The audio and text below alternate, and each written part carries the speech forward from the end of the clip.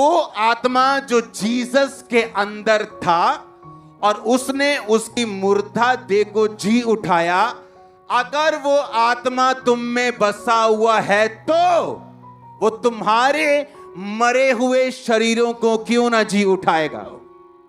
अब सवाल है, तुम में बसा है कि नहीं? तुम में बसा है कि नहीं? वो तुम जानते हो, वो मैं नहीं तुम जानते हो। तुम्हारे परिवार भी नहीं जानता, तुम्हारी मम्मी भी नहीं जानती, तुम्हारे पापा भी नहीं जानता। वो तुम जानते हो कि वो आत्मा तुम में बसा है कि नहीं। क्योंकि अगर मेरा दिल परमेश्वर के साथ लगा हुआ नहीं और मैं उसकी आवाज को सुनता नहीं हूं, माफ नहीं करता हूं, नफरत रखता हूं, तो बांस को पेंट करते वक्त, आपको तो पता है बांस पेंट कर रहा हूं, मुझे भी मालूम है बांस पेंट कर रहा हूं, लेकिन उसको मालूम नहीं है मैं पेंट कर रहा हूं। आपको तो पता है मैं बोल रहा हूं, मुझे पता है मैं बोल रहा हूं, उसको नहीं मालूम मैं बोल रहा हूं। आपको मालूम है आप बैठ के ताली बजा रहे और मैं आपको ताली बजाते देख रहा हूं, और उसको मालूम नहीं कि तुम ताली बजा रहे। अगर उसका आत्मा तुम में बसा है, निशानी होगी, तुम जी उठोगे। ऐसा पॉसिबल नहीं तुम्हारा फाइनेंस मरा हुआ रह जाए। कि उसका आत्मा जो मसीह में बसा हुआ था, उसको उसने जी उठाया, वही आत्मा तुम में बसा हुआ है। जो आत्मा जीसस के अंदर था, सेम लेवल का आत्मा, 90% नहीं, 80% नहीं, 100% तुम में बसा हुआ है। लेकिन वो मर्जी अपनी है कि घर में अगर फेरारी भी खड़ी हो तो तुमको पैदल जाना है तो तुम्हारी मर्जी। कि अच्छा 3 स्टोरी घर डाला है फिर भी एक गली में सोना है, वो तुम्हारी मर्जी है। तुम राजा के बेटे और बेटियां फिर भी भीख मांग के खाना है, फिर तो तुम्हारी मर्जी। कि है तुम जीवित परमेश्वर की संतान और उसका आत्मा हमें बसा हुआ है, फिर भी मुर्दों की तरह जिंदगी बितानी है, तो फिर हमारी मर्जी। इसलिए परमेश्वर ने कहा था इट इज फिनिश्ड, सब कुछ पूरा हुआ।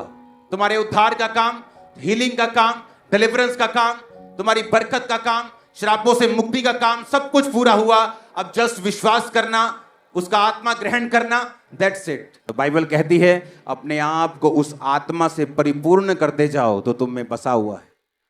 कैसे करते परिपूर्ण? वर्शिप करके। इसलिए आप हर संडे आते वर्शिप करते, थर्सडे वर्शिप करते, शाम को प्रेयर माउंटेन की प्रेयर में हम जुड़ते हैं। क्यों? ताकि वो आत्मा हमारे अंदर रिन्यू रहे, भरपूर रहे। वो आत्मा को बुझाना नहीं, उसको ठंडा नहीं करना, क्योंकि वही आत्मा है जो आपके अंदर जी उठाएगा। कोई मेडिसिन कई बार काम नहीं करती क्योंकि परमेश्वर का आत्मा काम करना चाहता है। अगर उसका आत्मा तुम में बसा है, अगर, तो तुम मेडिटेशन कर सकते हो रोज, तुम्हारी मुर्दा चीजें जी उठ रही यीशु के नाम में, क्योंकि उसका आत्मा तुम में बसा हुआ है। ये इम्पॉसिबल है तुम्हारा फाइनेंस मरा रह जाए। अगर तुम्हें ये रेवलेशन है तो तुम्हारी सेवा मरी हुई हो, इम्पॉसिबल। अब संभाल के क्या रखना है? अपना आईफोन, उसका आत्मा। अपनी रेपुटेशन संभाल के रखनी। क्रिश्चियन बन जाएंगे तो वो कुछ ना कहे, क्रिश्चियन बन गए तो वो कुछ ना कहे, मेरा एमएलए कुछ ना, मेरा सरपंच ना कुछ कह दे। वो संभाल के रखना है कि आत्मा संभाल के रखना? तुमने वो संभाल के रखा, इसलिए तुम मुर्दा हो।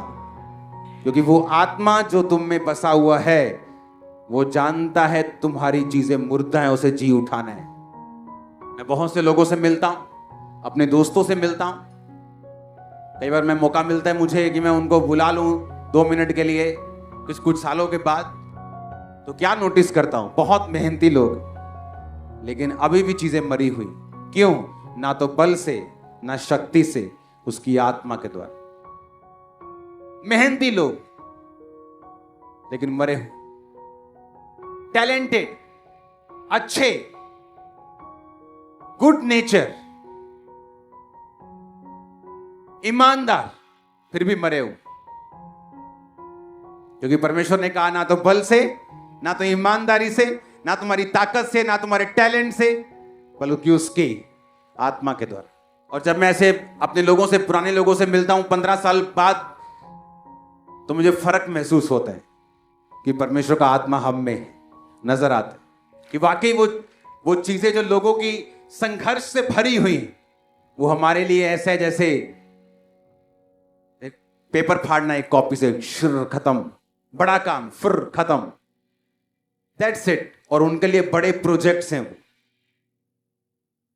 जो आपके लिए आसान हो चुके हैं, क्योंकि ना बल से ना शक्ति से, उसकी आत्मा के द्वारा।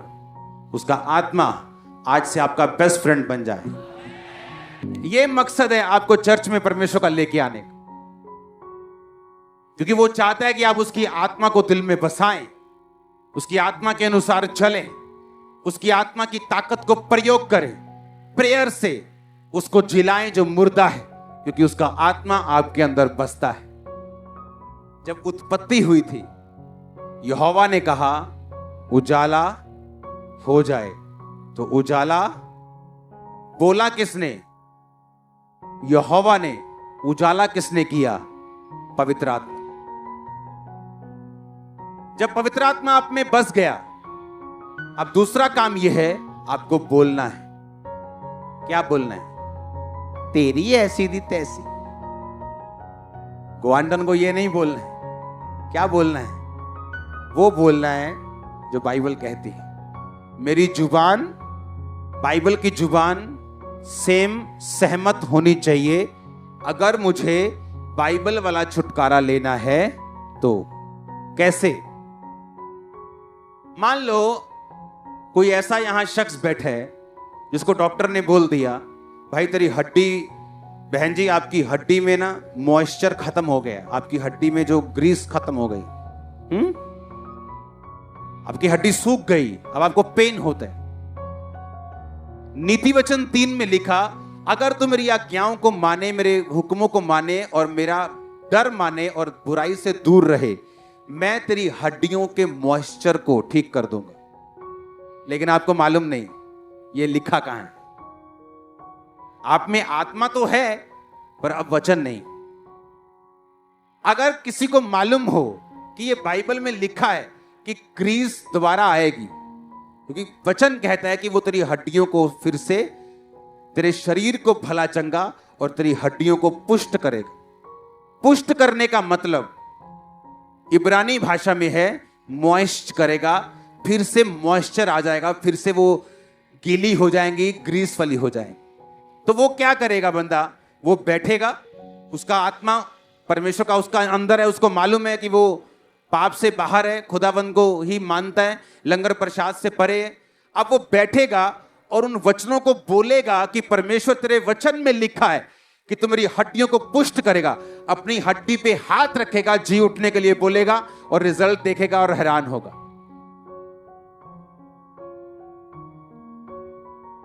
कैसे जो प्रेरित काम करते थे उनको मालूम था कि मेरे अंदर परमेश्वर का आत्मा है, हाँ इसको बेबी की जरूरत है, मेरे अंदर परमेश्वर का आत्मा है। वचन कहते धर्मी का वंश बचाया जाएगा। उस वचन को याद करके बोलूंगा, डोंट वरी तेरे बेबी होगा। क्यों? मैंने वचन को याद किया है, वचन को बोला है, स्पिरिट मेरे अंदर है, मैंने ले हैंड किया, डोंट वरी, मुझे मालूम है होगा। ये कोई टोटका नहीं है, ये कोई शब्द नहीं है, जस्ट वर्ड नहीं है, ये एक कैलकुलेटेड मिरेकल है। सोचा समझा। क्यों? क्योंकि आपको रेवलेशन मिल गई, आपको समझ आ गई कि प्रभु का आत्मा अगर मेरे अंदर है वो जी उठाएगा सब मुर्दा चीजों को।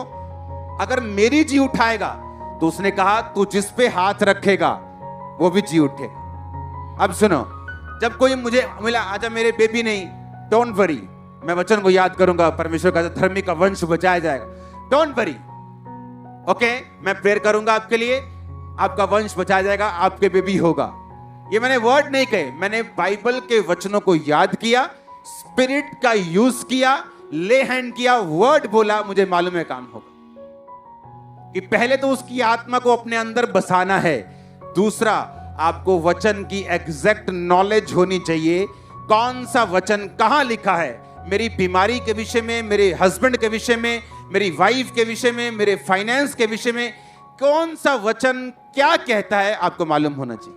क्योंकि जहां आत्मा है और वचन नहीं, वहां भी काम नहीं होता। आपने चर्चेस में देखा होगा वचन का प्रचार बड़ा गहरा होता है कई जगह,